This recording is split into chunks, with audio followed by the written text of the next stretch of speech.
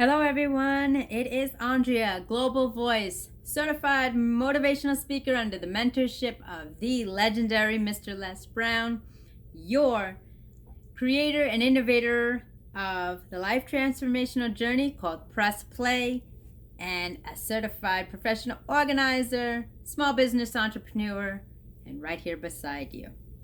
Today marks 500 videos that I have done since I decided to step out officially to the public eye on social media. Was that a good choice? I don't know. For most of my life, I was always behind the scenes, behind the desk, behind the curtain, taking care of business. But now I decided when 2020 came about and life changed that it was my time to shine. My time to shine in my success, glory, and grace. For those of you who may know or are new to this channel or this segment, I welcome you to subscribe to my YouTube channel and email me once you subscribe so you can receive your personal complimentary gift as a token of my appreciation. So, let's see. Life wasn't always as glamorous as you may see it on the media, but you see my good days and rough days. But let me just take you back a moment. See, when I was young, I was born during the cartel in Colombia, South America. My parents made the ultimate sacrifice to put me up for adoption, for a better life, a better quality of life, and for survival. And upon arrival to America, I was welcomed with unconditional love and open arms of my American family. This was a blessing. This was a gift. This was a second chance of life. Only to realize as I grew older, this was a tragedy for some time. See, at the age of 7, when you are told by your family that you are adopted, it sounds cool. Wow, I was chosen. I was selected. But kids can be cruel. As I was processing these statements from my family, elated, excited, and grateful for me, reality sunk in. Kids can be cruel, right? Sometimes they never change or they never grow up. I didn't fit in. I didn't sound like my parents, let alone look like my parents. Some kids even questioned, how could your parents give you up, let alone send you to another country, continent, at 11 months old? Well, I thought about it, and it did raise some questions. Some questions to my subconscious, some questions that led the path that I've led for quite some time. You don't even look like your parents. You don't sound like your parents. You don't fit in. To me, I realized and I felt that I was living in Mr. Rogers' neighborhood. And for those of you who are not as old as I'm dating myself, look it up. I was actually also titled the iconic female version of Mr. Rogers. And I thank you for that testimony. And in doing so, being that I was different, I was shoved into lockers. I was bullied. I was thrown into garbage cans. I didn't fit in.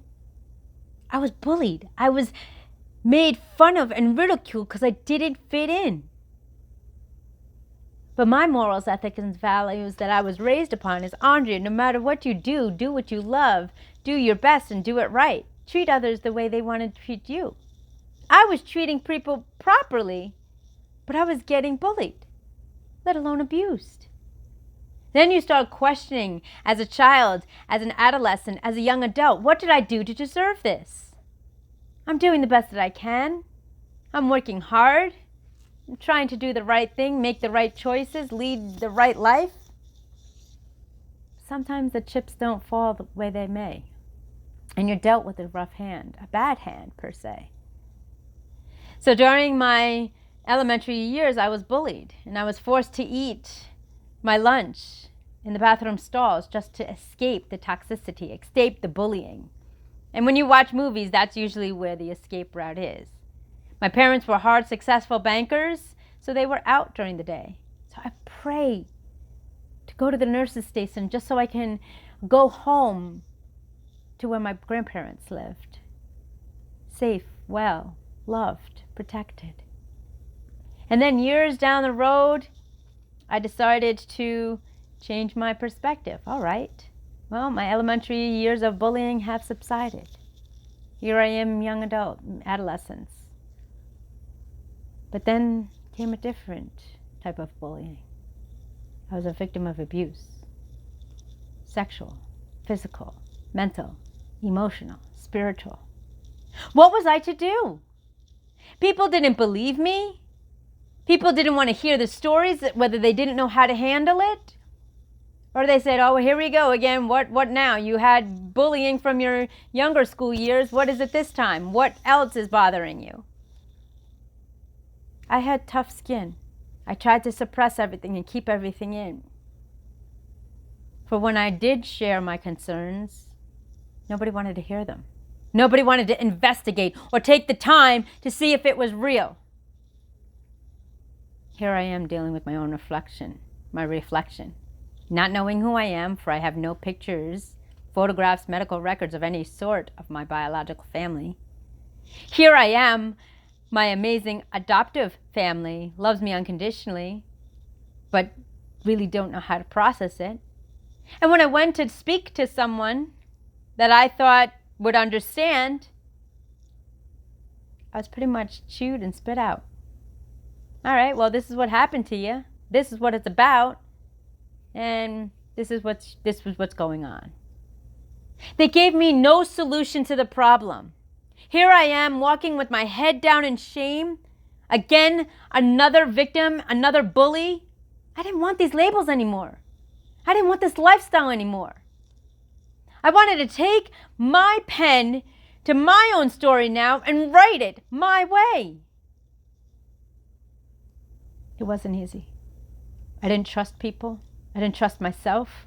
I figured that I was the reason that all of these things were happening to me. I didn't have anybody to go to that I can confide into. And the people that I did go to didn't really want to handle it or didn't know how to handle it in a respectful way.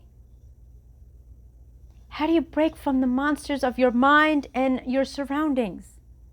You're going through something and nobody's there to listen, to get to the root cause, to solve, to heal.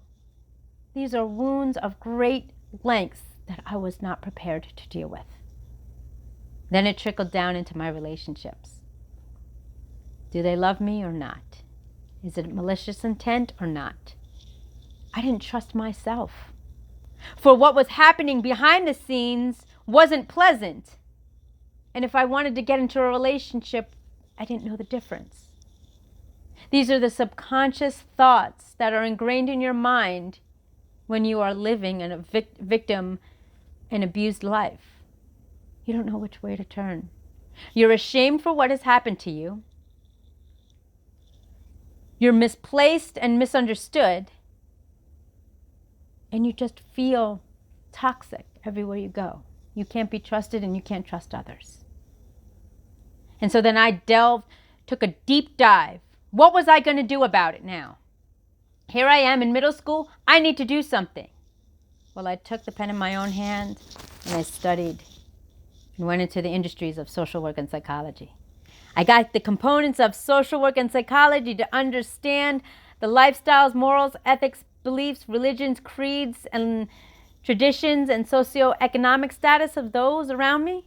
And I married it with the science, understanding why people do what they do and why they don't do what they do.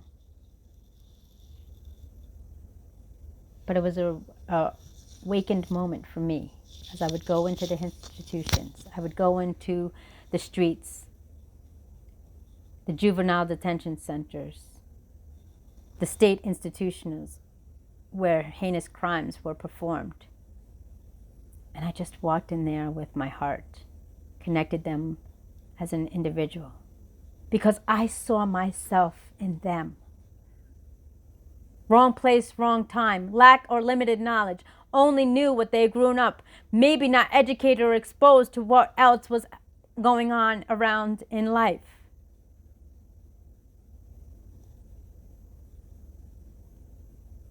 it's like to deal with your abuser, what it's like to deal with your bully on a daily basis, both in and outside of the home. What do you do? Where do you go? This is an underlying trait that I had to live with. But once I had the knowledge and experience speaking to individuals of the same lifestyle and unfortunate circumstances, that's when I made a choice and a decision. When the world shut down, I was going to awaken and open up. These stories, these experiences need to be heard. The mindset of a victim, the mindset of the abused. It takes time. These are scars and brands that we've dealt with. But I'm here to tell you, after decades and decades of self-awareness, self-assurance, self-confidence, looking in, getting to the root cause, understanding, I am successful, a global voice, sharing my message and mission across the world, all four corners of the world, spoken on every single continent, for every single cause, showing you if I can do it, you can do it. It's not going to be easy. We're going to have a more difficult and rough path, but it's through the healing process of forgiveness, the journey of life, allowing you in this crazy game of life to choose to press play. Plan life according to you, for you are worth it. Your story in the younger years, in the past, has already been written. It is now your time to write your story. Take the pen in your own hand and remember to follow your heart and not the herd, for success and happiness are on the other side. I thank you for listening. I thank you for watching. I am no longer a victim. I am no longer the abused. My victim lifestyle is now victorious. I am now able to be the light in your life to get you where you need to be, to share your story, your mission and message with the world. Join me in enhancing the quality of life, bringing daily content every single day with my story, my smile, and my mission to get you to the healing power of forgiveness to achieve personal freedom. My name is Andrea Mason, your global voice. If you are new to this channel, like, share, subscribe, hit that notification bell. Email me once you do, and I will provide you with my complimentary gift. If I can do it, you can do it. And if you need support, I am right here. Thank you for listening. Someone is listening, someone is watching, and know that what matters most is your mind. Make sure your mind is always in alignment with your heart, for you will get far. Thank you. Be well.